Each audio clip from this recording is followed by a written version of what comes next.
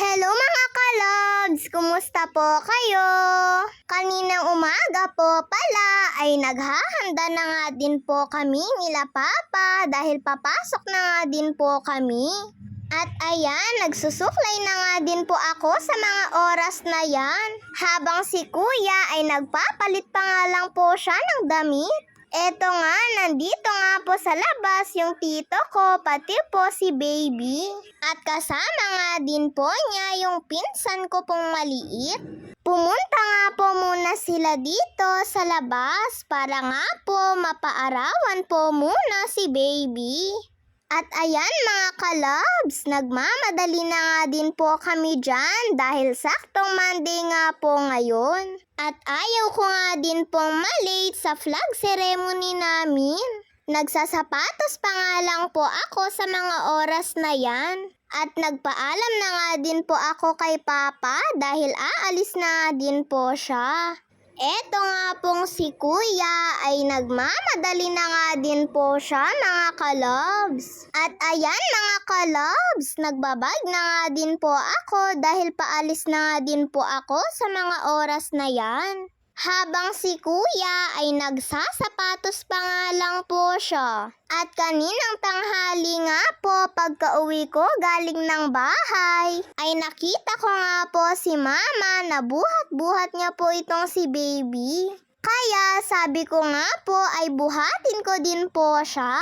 Pero sabi nga po ni Mama ay magpalit na nga daw po muna ako bago ko daw po siya buhatin. At nung napagod na nga po ako mga ka-loves ay kumuha na nga lang po ako ng unan at dun ko na nga lang po siya pinahiga. Tapos kahapon po pala mga ka-loves ay bumili nga po sila Mama at Papa ng mga gulay. Bumili nga po sila Mama ng repolyo, carrots, bagyo beans at iba pa po. Magbibihon po kasi kami ngayon mga ka-loves dahil parang namimiss na nga din daw po ni Mama ang pagbibihon. At bumili na nga din po pala sila ng sayote para po sa pangtinola at pati na nga din po talong para nga po sa pang prito-prito nga lang po. At syempre, bumili na nga din po sila Mama ng Chinese pechay. Nag-request daw po kasi ulit sila Papa pati po si Kuya na mag-kimchi daw po sila ulit. Namimiss na nga din daw po kasi nila ang pagkikimchi mga ka-loves. Pero sigurado nga po ako na yung kimchi na lulutuin ni Mama ay mauubos nga po yun kaagad nila Kuya at Papa. Sigurado nga po ako na wala pa nga lang pong isang linggo ay ubos na nga po yun nila Kuya pati po ni Papa. Eto nga at tinutulungan ko na nga din po si Mama sa pagluluto ng bihon. Eto nga at tinutulungan ko na nga din po si Mama sa pagtatanggal ng side by side ng bagyo beans. Para nga po mas mabilis na nga din pong matapos yung gawain ni Mama. Habang tinutulungan ko nga po si Mama ay nagkwekwentuhan pa nga po kami dyan at nagpapatawa pa nga po ako mga ka-loves.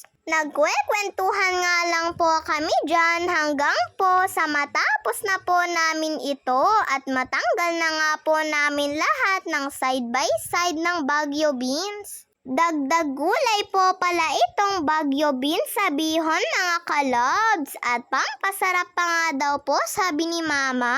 At ayan mga ka-loves, nagsimula na nga din pong maggisa si Mama ng karne ng manok. Pero bago nga po ito iginisa ni Mama ay pinakuluan niya nga po muna ito. At nung magisa-gisa na nga din po ni Mama yung karne ng manok, ay nilagay niya na nga din po dito yung carrots, bell pepper at saka nga po yung bagyo beans. Pagkatapos ay hinalo-halo niya nga lang po ito ng mabuti.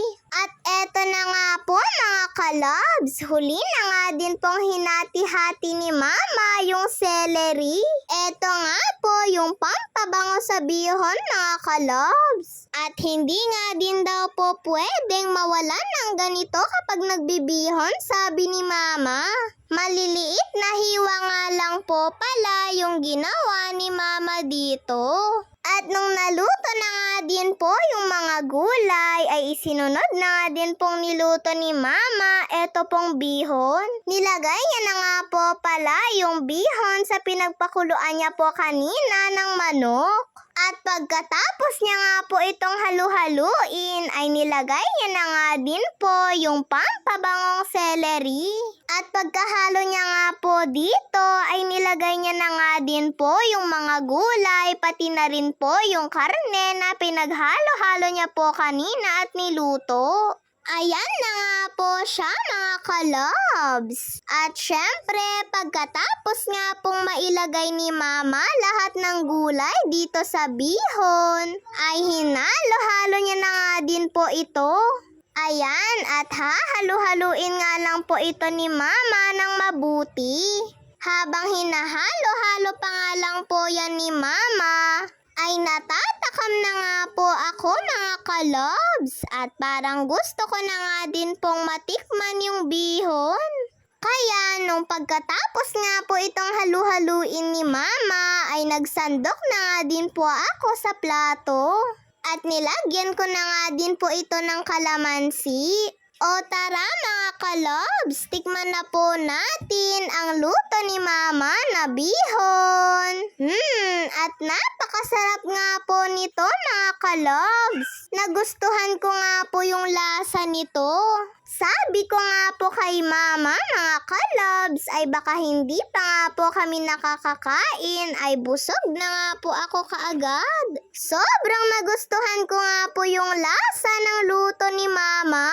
Imbes nga po na tumikim lang po ako, ay nagpapak na po ako at diretso na nga pong kumain. Kaya pagkatapos pa nga lang po ni Mama na magluto, ay naghanda na nga din po siya. Para nga daw po sabay-sabay na rin po kaming lahat sa pagkain.